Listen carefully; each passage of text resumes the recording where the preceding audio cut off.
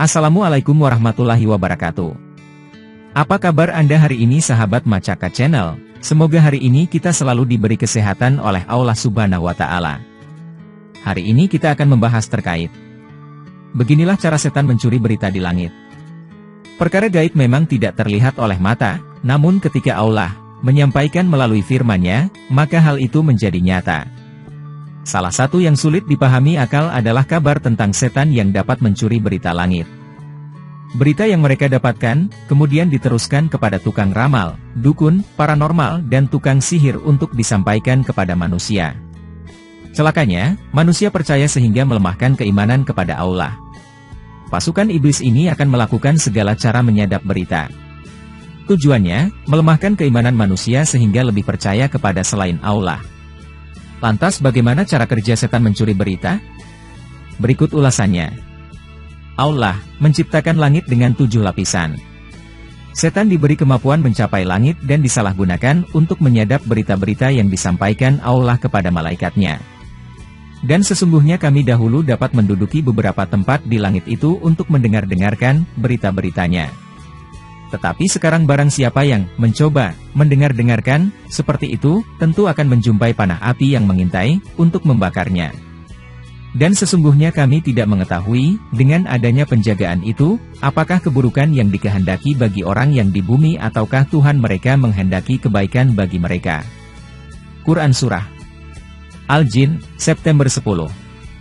Dalam hadis riwayat Bukhari dijelaskan bagaimana golongan terlaknat ini berusaha mencuri berita dari langit. Ketika Allah menetapkan suatu urusan di langit, maka malaikat akan meletakkan sayapnya dan tunduk kepada perintah Allah. Setan-setan penyadap berita itu pun mendengarkan berita itu. Para penyadap berita itu posisinya saling bertumpuk-tumpukan. Mereka memiringkan telapak tangannya dan merenggangkan jari jemarinya. Jika setan yang di atas mendengar berita itu, maka segera disampaikan kepada setan yang berada di bawahnya. Kemudian yang lain juga menyampaikan kepada setan yang berada di bawahnya hingga sampai kepada tukang sihir dan dukun.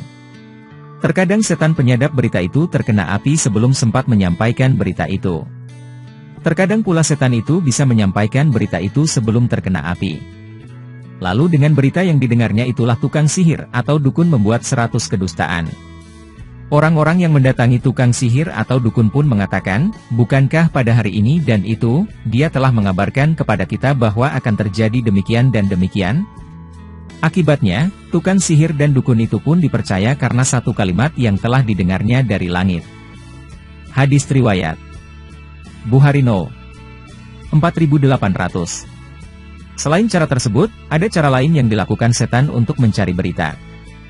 Hal ini disebutkan oleh Nabi dalam hadis yang diriwayatkan oleh Aisyah radhiyallahu anha yang artinya, para malaikat saling berbicara di atas awan dan awan-awan yang gelap tentang berbagai urusan yang akan terjadi di bumi lalu didengar oleh setan-setan, kemudian setan-setan itu membisikkannya pada telinga para dukun sebagaimana botol ditiup, lalu setan-setan itu menambah urusan yang didengarnya itu dengan 100 kedustaan.